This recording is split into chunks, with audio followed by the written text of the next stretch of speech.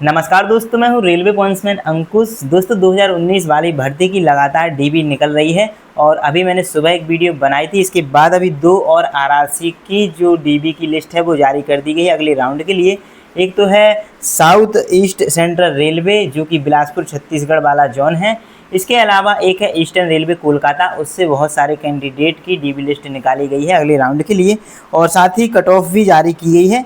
तो चलिए इसके बारे में भी बात करेंगे और क्या क्या इंस्ट्रक्शन अलग अलग प्रकार के ईस्टर्न रेलवे कोलकाता वालों ने दिए हैं। इसके अलावा मैंने सुबह वाली वीडियो में भी जो इंस्ट्रक्शन बताए थे, बाकी लगभग सभी के सभी इंस्ट्रक्शन सेम हैं, बाकी इसमें कुछ चेंजेस हैं और इसकी जो कट ऑफ है वो कितनी कम गई है। चलिए डिटेल में सारी चीज़ों के बारे में बात करते हैं और हमारे स्क्रीन पर चलते हैं। तो देखो इस तरह से ये वाली लिस्ट है जो कि ईस्टर्न रेलवे कोलकाता की इतने सारे कैंडिडेट के जो हैं डॉक्यूमेंट वेरिफिकेशन होने हैं और यहाँ पे डेट और टाइम भी दिया गया है। इसके अलावा ये है ईस्टर्न रेलवे कोलकाता वालों के लिए जो कट ऑफ गई है और ये है जो ईस्ट सेंट्रल रेलवे जो कि बिलासपुर छत्तीसगढ़ की लिस्ट है। इसमें टोटल 68 कैंडिडेट का सिलेक्शन हुआ है। चलो इसके बारे में बाद में बात करेंगे। सबसे पहले कोलकाता वालों की कट ऑफ के बारे में बात करते हैं कि इसकी जो कट ऑफ है वो कितनी कम करी गई है। तो यूआर कैटेगरी वालों की 72.19 करी गई है और ये डेट ऑफ बर्थ भी उनकी दी गई है मिनिमम। और एससी वालों की 64.84 दी गई है। एसटी वालों के लिए 54.79 बहुत कम चली गई है। ओबीसी वालों की 72, ईडब्ल्यूएस वालों की 62 और जो पीडब्ल्यूबीडी कैंडिडेट हैं एलडी उनको दी गई है 58.79 और जो वीएच वाले हैं उनकी दी गई है 60.17 और ये नॉर्मलाइजेशन के बाद जो मार्क्स होते हैं वो है।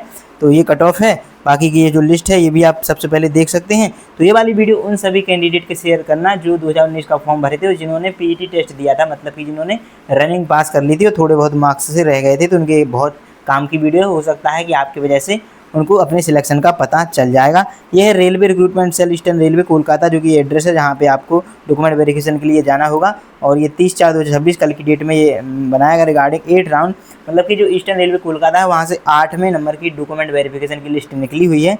तो यहाँ पे दिया गया है कि जिन्होंने फिजिकल टेस्ट पास किया था जो कि 30 जनवरी से लेकर 10 फरवरी तक हुआ था, तो उनकी 7 राउंड पहले हो चुके हैं, बाकी 8वां राउंड ये आ चुका है। इसमें कुछ पीडब्ल्यूबीडी कैंडिडेट है, कुछ नॉन पीडब्ल्यूबीडी वाले कैंडिडेट हैं।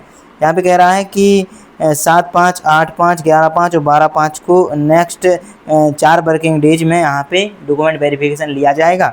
कुछ इंस्ट्रक्शन दिए गए हैं जो कि कह रहा है कि 8-9 बजे से पहले आपको पहुँचना है डॉक्यूमेंट वेरिफिकेशन के एड्रेस पर और पहले आपके फिंगरप्रिंट जो है लिए जाएंगे, वहाँ पे फिंगरप्रिंट से आपका वेरिफिकेशन किया जाएगा।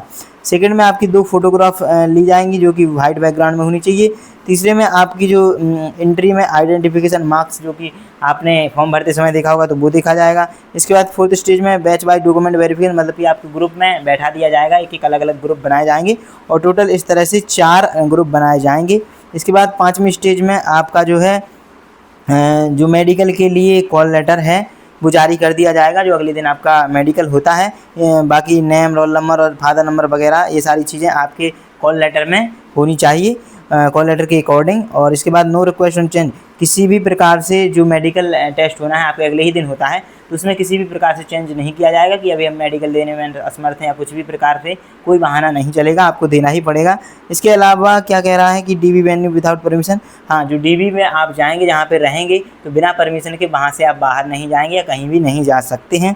इसके बाद है कि 2 सेट्स फोटोग्राफी, जितने भी डॉक्यूमेंट आप लेके जाओगे उन सभी के 2 सेट बनाना और सेल्फ अटेस्ट करके, मतलब कि सभी डॉक्यूमेंट पे आपके साइन होने चाहिए कॉपी वालों पे। मार्कशीट जो कि 10th की मार्कशीट है, टेक्निकल जितनी भी एजुकेशन क्वालिफिकेशन आपके पास हो वो सारी एजुकेशन क्वालिफिकेशन लेकर आप जाएंगे जो भी फॉर्म में लगाए थे।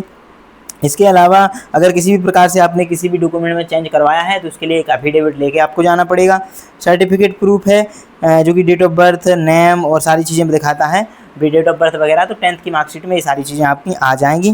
कास्ट सर्टिफिकेट जो ओबीसी एससी एसटी वाले कैंडिडेट हैं वो अपना कास्ट सर्टिफिकेट रेलवे फॉर्मेट में बनवा के ले जाएंगे। सुबह मैंने ये सारे इंस्ट्रक्शन अच्छे से बताए थे आपको।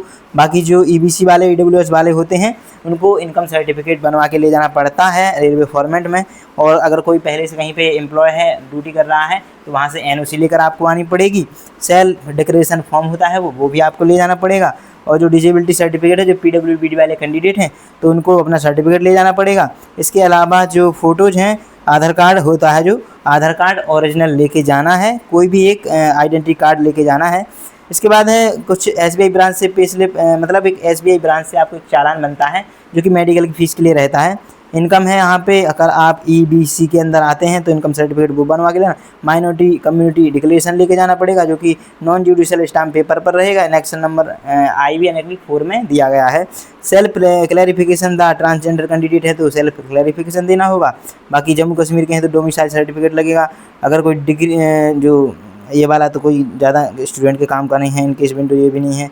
बाकी ये सारी चीज़ें हैं। CBT में जो एडमिट कार्ड थे, CBT एग्ज़ाम, PET एग्ज़ाम वाला और जो डॉक्यूमेंट वेरिफिकेशन वाला डाउनलोड करेंगे, तीनों लेके जाने हैं। इसके बाद बाकी सारी जो डॉक्यूमेंट है वो प्रॉपर और लीगल होनी चाहिए। कोई फेक डॉक्यूमेंट लेके नहीं जाना है। बार आपको खुद की फ़ोटो लेके जाना है, जो कि आपकी शक्ल बिल्कुल मैच करनी चाहिए। जो पहले आपकी मतलब कोई बाल नहीं रख के जाने हैं, दाढ़ी नहीं रख के जानी है, या फिर किसी भी प्रकार से चेंज होके नहीं जाना है, नहीं तो वहाँ पे फिर दिक्कत आ सकती है। इसके अलावा जो है कुछ भी अगर मेडिकल एग्जामिनेशन स्कीम कंप्लीट मतलब कि किसी भी प्रकार की अगर कोई समस्या आती है तो इसमें जो है जिम्मेदारी आपकी खुद की होगी। इसके बाद आता है चेंज वेन्यू डॉक्यूमेंट वेरिफिकेशन में भी किसी भी प्रकार से चेंज नहीं किया जाएगा। सिग्नेचर आपके मैच होने चाहिए, जो आपने CBT एग्ज़ाम, PET एग्ज़ाम के दौरान किए थे उसके अकॉर्डिंग। बाकी जो RRC की कॉपी है एडमिट कार्ड की वो आपको लेके जानी है, तो जो कॉपी वहाँ जमा करनी है वहाँ जमा हो जाएगी, बाकी अपने पास रखनी है। इसके अलावा कह रहा है कि कोई भी किसी भी प्रकार का कोई भी अगर कुछ होता है तो इसके लिए कोई भी डेट नहीं चेंज करी जाएगी, बार बार ये चीज़ आपको बताई जा रही है। इसके अलावा कह रहे हैं कि अगर किसी भी प्रकार की फॉल्स इन्फॉर्मेशन आपके खिलाफ पता चलती है तो आपको रेलवे में तो जॉब मिलेगी नहीं, साथ ही आपके ऊपर कार्रवाई करने के बाद किसी और डिपार्टमेंट में, किसी और जगह भी आपको फिर नौकरी नहीं मिलेगी गवर्नमेंट की द्वारा।